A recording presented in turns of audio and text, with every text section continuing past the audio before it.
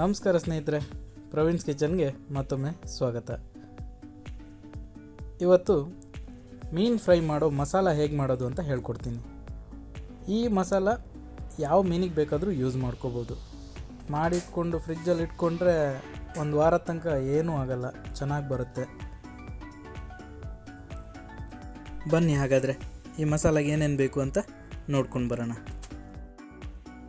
ನಾನಿಲ್ಲಿ ಕಪ್ಪು ಮಾಂಜು ಅಂತ ಹೇಳ್ತಾರಲ್ವ, ಆ ಮೀನು ತೊಗೊಂಡಿದ್ದೀನಿ. ನೀವು ಯಾವ ಮೀನು ಬೇಕಾದರೂ ತೊಗೋಬೋದು. ಆಮೇಲೆ ಫ್ರೈ ಮಾಡೋಕ್ಕೆ ಎಣ್ಣೆ, ಹುಣಸೆಹಣ್ಣು, ಬೆಳ್ಳುಳ್ಳಿ ಒಂದು 7-8, ಶುಂಠಿ ಒಂದು ಅರ್ಧ ಇಂಚು, ಒಣಮೆಣಸು, ಅರಿಶಿನ, ಕರಿಬೇವು, ಕಾರ್ನ್ಫ್ಲವರು, ಉಪ್ಪು, ಕೊತ್ತಂಬರಿ. ಇಷ್ಟೇ ಬೇಕಾಗಿರುವಂಥ ಐಟಮ್ಗಳು.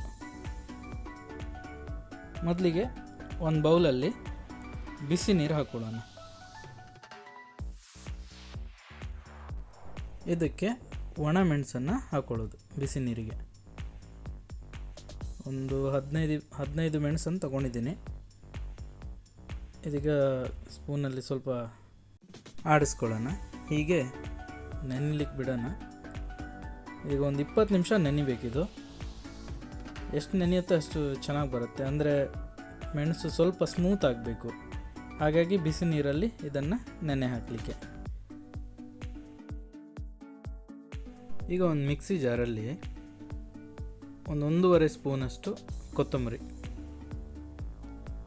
ಒಂದು ಅರ್ಧ ಇಂಚಷ್ಟು ಶುಂಠಿ, ಒಂದು 5-6 ಎಸಳು ಬೆಳ್ಳುಳ್ಳಿ, ಒಂದು ಸ್ವಲ್ಪ ಹುಣಸೆಹಣ್ಣು, ಒಂದು 1/4 ಸ್ಪೂನಷ್ಟು ಅರಿಶಿನ, ಬಿಸಿ ನೀರಲ್ಲಿ ನೆನೆ ಹಾಕಿದಂಥ ಮೆಣಸು, ಕರಿಬೇವು, ಆಮೇಲೆ ಒಂದು ಸ್ವಲ್ಪ ನೀರು ಹಾಕಿಬಿಟ್ಟು ಇದನ್ನು ರುಬ್ಕೊಂಡು ಬರೋಣ. ನೋಡಿ ಹೇಗೆ ಕಲರ್ ಬಂದಿದೆ ಅಂತ. ಮಸಾಲೆ ಅಂತೂ ತುಂಬ ಚೆನ್ನಾಗಿದೆ. ಇದು ಈ ಥರ ಪೇಸ್ಟ್ ಥರ ಕನ್ಸಿಸ್ಟೆನ್ಸಿ ಬರಬೇಕು. ಸೊ ಇದಕ್ಕೆ ಎಷ್ಟು ಬೇಕಂತ ನೋಡ್ಕೊಂಡು ನೀರು ಹಾಕ್ಕೊಂಡು ರುಬ್ಕೊಳ್ಳಿ. ಈಗ ಮಸಾಲ ರೆಡಿ ಮಾಡೋಣ ಫ್ರೈಗೆ. ರುಬ್ಕೊಂಡಿರುವಂಥ ಮಸಾಲ ಒಂದು 2 ಸ್ಪೂನು,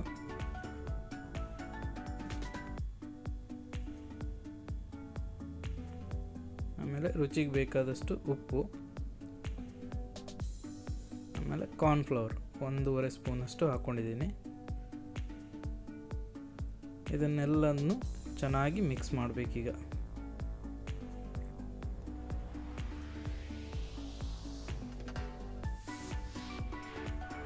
ಸ್ವಲ್ಪ ತೆಳ್ಳಗಿದ್ರೇ ಚೆನ್ನಾಗಿರುತ್ತೆ.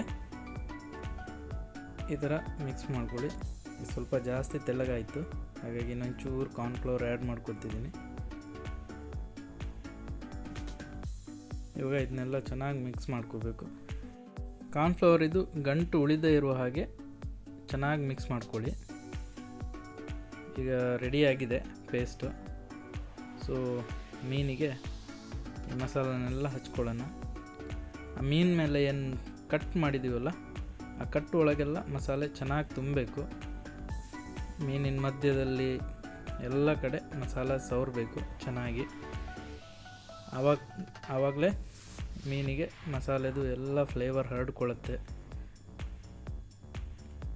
ಎರಡೂ ಕಡೆ ಚೆನ್ನಾಗಿ ಪೇಸ್ಟ್ ಎಲ್ಲ ಅಪ್ಲೈ ಮಾಡಿ. ಈಗ ಅಪ್ಲೈ ಮಾಡಿದ್ದೀನಿ. ಇದನ್ನು ಒಂದೀಗ 10 ನಿಮಿಷ ಒಂದು ಫ್ರಿಜ್ಜಲ್ಲಿ ಇಟ್ಕೊಳ್ಳೋಣ. ಸೊ 10 ನಿಮಿಷ ಆಗಿದೆ. ಒಂದು ತವಾನ ಬಿಸಿಗಿಟ್ಟು ಎಣ್ಣೆ ಹಾಕ್ಕೊತಿದ್ದೀನಿ. ಎಣ್ಣೆ ಕಾದಿದೆ. ಈಗ 4 ಕರಿಬೇವು ಹಿಂಗೇನೆ ಉದುರಿಸ್ಕೊಂಬಿಡಿ. ಈಗ ಕರಿಬೇವಿನ ಫ್ಲೇವರ್ ಏನಿದೆ ಅದು ಎಣ್ಣೆ ತುಂಬ ಇರುತ್ತೆ. ಅದು ಫ್ರೈಯಲ್ಲಿ ಕೂಡ ಆ ಫ್ಲೇವರ್ ನಿಮಗೆ ಸಿಗುತ್ತೆ, ತಿನ್ನುವಾಗ ಚೆನ್ನಾಗಿರುತ್ತೆ. ನೀವು ಇದಕ್ಕೆ ರವೆ ಕೂಡ ಕೋಟಿಂಗ್ ಮಾಡ್ಕೋಬೋದು. ರವಾ ಫ್ರೈ ಹೇಗೆ ಮಾಡೋದು ಅಂತ ನಾನೊಂದು ವಿಡಿಯೋದಲ್ಲಿ ತೋರಿಸಿದ್ದೀನಿ. ಅದರ ಲಿಂಕನ್ನು ಡಿಸ್ಕ್ರಿಪ್ಷನಲ್ಲಿ ಹಾಕಿರ್ತೀನಿ, ಅದನ್ನು ಕೂಡ ರೆಫರ್ ಮಾಡ್ಕೋಬೋದು. ಈಗ ಮೀನನ್ನು ಚೆನ್ನಾಗಿ ಎರಡೂ ಕಡೆ ಫ್ರೈ ಮಾಡ್ಕೋಬೇಕು. ಆ ಕಾದಿರೋ ಎಣ್ಣೆನೇ ಸ್ವಲ್ಪ ಮೀನಿನ ಮೇಲೆ ಹಾಕ್ಕೊಳ್ಳೋಣ. ಲೋ ಫ್ಲೇಮಲ್ಲೇ ಒಂದು 5 ನಿಮಿಷ ಆಗಿದೆ. ಇದನ್ನೀಗ ತಿರುವು ಹಾಕ್ಕೊಳ್ಳೋಣ.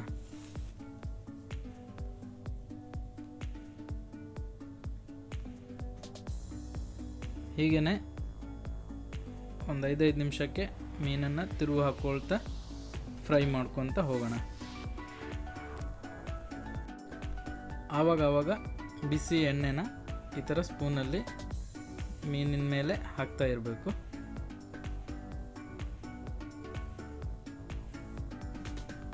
ಹೀಗೆ ಕಂಪ್ಲೀಟಾಗಿ ಫ್ರೈ ಆಗೋ ತನಕ ಎರಡೂ ಕಡೆ ತಿರುವು ಹಾಕ್ಕೊಳ್ತಾ ಫ್ರೈ ಮಾಡ್ಕೋಬೇಕು.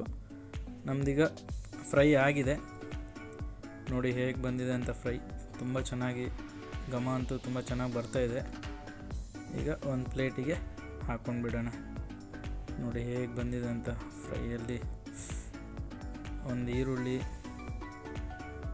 ನಿಂಬೆಹಣ್ಣು ಇವನ್ನೆಲ್ಲ ಕಟ್ ಮಾಡಿಬಿಟ್ಟು ಪ್ಲೇಟಲ್ಲಿ ಹಾಕಿ ಮೀನು ಫ್ರೈ ಕೊಟ್ಟರೆ ವಾಹ್, ಅದ್ಭುತವಾಗಿರುತ್ತೆ.